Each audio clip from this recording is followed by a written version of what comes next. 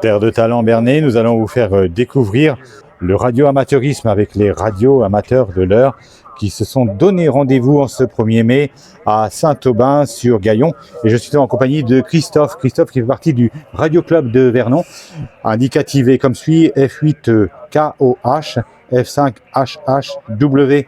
73, Christophe, comme on dit dans le jargon du radio-amateurisme, qui veut dire amitié.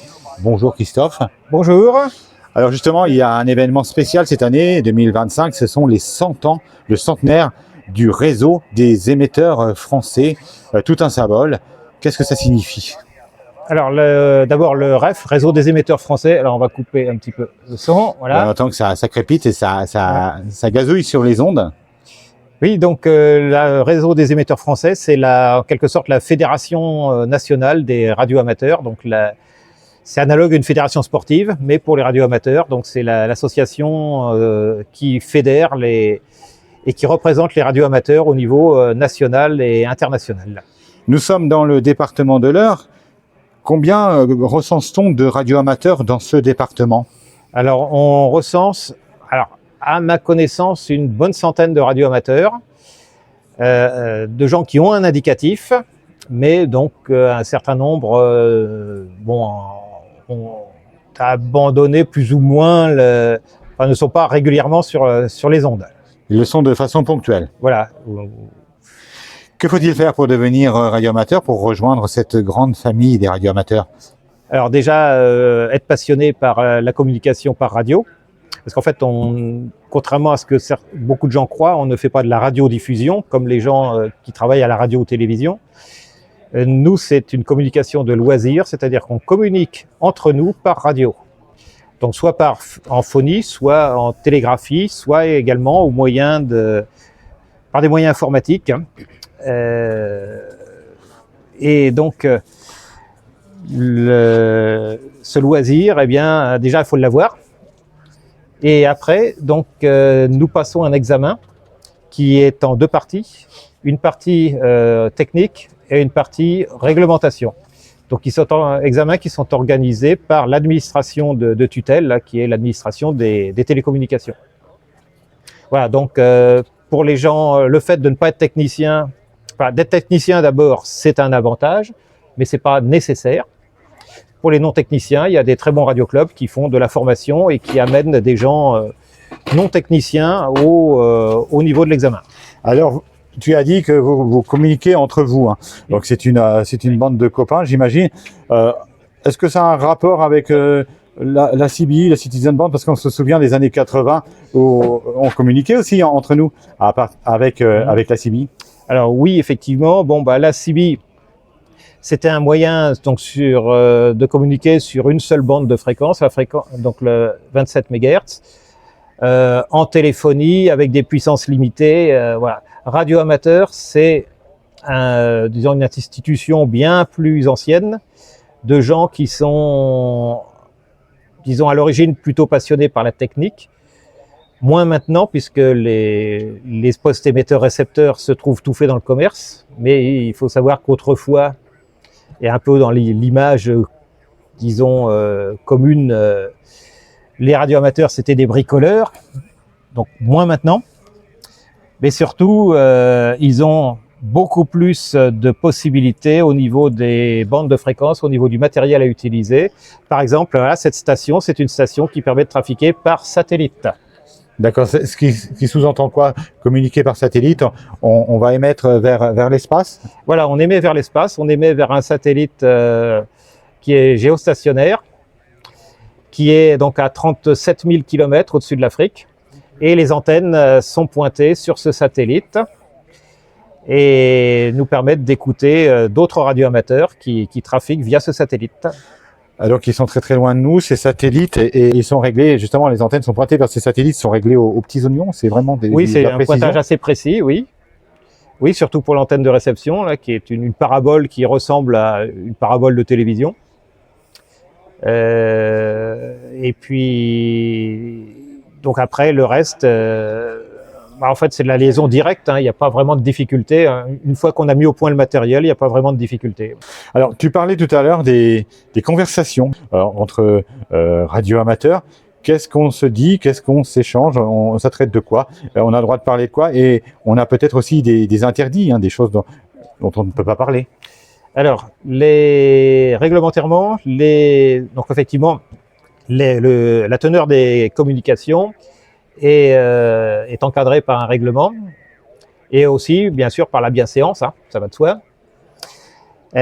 Donc, on parle essentiellement de technique, donc description des installations, la position de la station, je dirais, enfin, toute information utile et gravitant autour de la technique.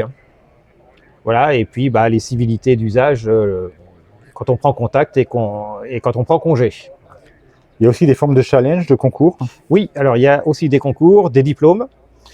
Alors des concours qui consistent à faire le plus de contacts possible en un temps limité. C'est ce qu'on appelle des contests. Et également des diplômes. Alors c'est, disons, dans différents cadres, donc notamment la mise en valeur du patrimoine. Certains radioamateurs, font de l'émission à partir, par exemple, d'un château. Qu'est-ce qu'il y a encore? D'un lavoir, d'un phare, d'un moulin aussi, peut-être. D'un moulin aussi, voilà, il y a diplôme donc, et le cumul d'un certain nombre de contacts, ils ont un certain nombre de contacts minimum avec des moulins, avec des châteaux, etc., donne un diplôme. Les radioamateurs sont susceptibles de donner assistance aux autorités en cas de catastrophe naturelle pour rétablir des liaisons ou pour rechercher des aéronefs qui se seraient écrasés dans la nature. Alors, nous avons tous le souvenir, nous avons tous en mémoire que les radioamateurs ont été d'une grande utilité, notamment lors des inondations, il n'y a pas si longtemps que cela, notamment en Bretagne, je crois, dans le Finistère, où ils ont été en quelque sorte réquisitionnés pour porter assistance, pour justement rétablir des liaisons qui n'existaient plus. Voilà, des liaisons, essentiellement des liaisons téléphoniques pour l'amélioration du réseau. Des réseaux de communication, enfin suppléer au réseau de communication défaillant en vue d'améliorer l'organisation des secours. Voilà. Alors, il y a également une branche qui s'appelle l'ADRASEC et qui s'occupe plus particulièrement de la recherche des aéronefs qui se sont écrasés dans des zones inhospitalières ou peu peuplées, sachant que chaque avion est muni de ce qu'on appelle une balise qui se déclenche au choc quand l'avion s'écrase. Et certains groupes de radioamateurs sont équipés de balises capables de récepteurs capables de recevoir ces fameuses balises d'avion et d'aller rechercher directement l'avion. Christophe, les Vernonais ont la chance de pouvoir disposer d'un radioclub. Il n'y en a pas partout sur le territoire, sur le département de l'Eure. C'est quelque chose qui vous est cher peut-être de développer l'activité de radioamateurisme à travers des radioclubs qui pourraient s'implanter, peut-être on imagine un jour du côté de Bernay. Je sais que dans le passé, il y avait des cours dispensés à la Maison des Jeunes et de la Culture, ça remonte aux années 80. Ça manque un petit peu, ça. Oui, ça, je suis tout à fait d'accord. L'ouest du département est très mal desservi au niveau radioclub. Le seul radioclub qui soit actif dans le département est à Vernon, donc, dont je fais partie. Et l'activité, effectivement, pour devenir radioamateur, il faut passer un examen, ce qui nécessite pour beaucoup de gens une formation. Et le radioclub, c'est l'endroit idéal pour dispenser cette formation. Et effectivement, ce serait très bien que dans l'ouest du département, il y ait de nouveau une activité soutenue de radioamateurs qui entraîne et puisse éventuellement former des gens qui seraient intéressés. Est-ce qu'on peut faire un petit tour rapide du côté des antennes, Christophe? Oui. Pour que l'on se rende un petit peu mieux compte comment ça se passe, la transmission vers l'espace.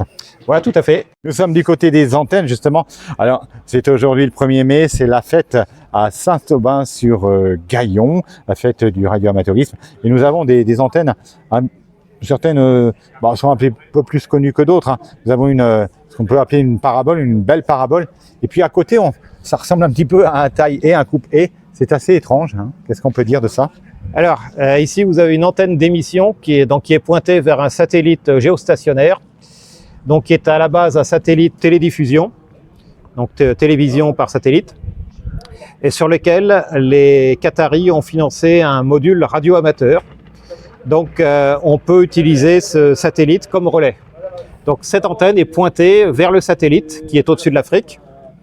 Donc, elle émet 7 watts en 2,4 GHz.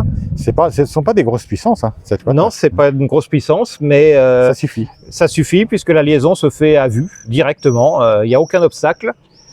Et donc, ça suffit largement pour se faire entendre. Donc, le satellite couvre depuis la pointe du Brésil, la Guyane, et il va de l'autre côté jusqu'à à peu près l'arc indonésien, disons Birmanie, Malaisie, Indonésie. Hein. Et donc toute cette zone du monde peut être contactée via ces antennes. D'accord. Alors à côté, nous avons un drôle d'appareil aussi, hein, de couleur militaire, une couleur kaki. C'est quoi? Alors oui, c'est ce qu'on appelle un TS, un théodolite simplifié. C'est un appareil qui servait à l'origine à pointer les pièces d'artillerie à l'époque héroïque où tout se faisait manuellement. Et là, il me sert simplement à visualiser le fait qu'il n'y ait aucun obstacle dans le faisceau dans la zone que va occuper le faisceau de transmission. Et puis à côté, nous avons cette belle parabole, hein, qui est un petit peu plus grande que les paraboles classiques que l'on utilise pour la réception des télés. Voilà, oui, mais c'est tout à fait analogue. Hein. C'est une parabole de télévision dont la tête a été légèrement modifiée. Enfin, même, la tête a été changée pour des questions de stabilité. Et donc, c'est cette tête de réception qui me permet de recevoir le satellite en 10 GHz, hein, donc juste à côté de la bande télévision. On sent chez toi la passion, une véritable passion. Depuis combien de temps? Depuis des années, non, Christophe? Alors, en fait, je me destinais plutôt aux sciences de la nature, en particulier à la botanique, jusqu'à ce que je rencontre la radio via une revue d'adolescents. Hein. Donc, j'avais 13-14 ans. Et donc, je suis passionné pour la radio, pour l'électronique, la technique. Et du coup, j'ai changé de voie. J'ai fait un BTS électronique à Paris. Et donc, j'ai eu la chance de faire mon service militaire aussi dans un régiment qui formait des radiotélégraphistes. En plus, un régiment d'artillerie. C'était où? À Bitche, en Moselle. Donc, bonne formation en télégraphie et bonne formation en topographie. Et après, j'ai eu la chance de faire 40 ans de carrière dans la recherche spatiale à Vernon. Bien, merci beaucoup Christophe pour toutes ces explications. Comment vous contacter quand on n'est pas issu de vos rangs? Alors, pour nous contacter, c'est pas très compliqué. Il suffit de taper Radio Club de Vernon F8KOH dans un moteur de recherche et on va tomber sur les coordonnées du Radio Club. Sinon, l'annuaire des associations de la ville de Vernon. Voilà, il y aura nos coordonnées. Le Radio Club départemental F8KAE, le Radio Club de Vernon F8KOH et mon indicatif personnel F5HHW. Voilà, ce qui signifie Foxtrot 5, Hôtel, Whisky. Merci infiniment Christophe et très belle journée. Merci.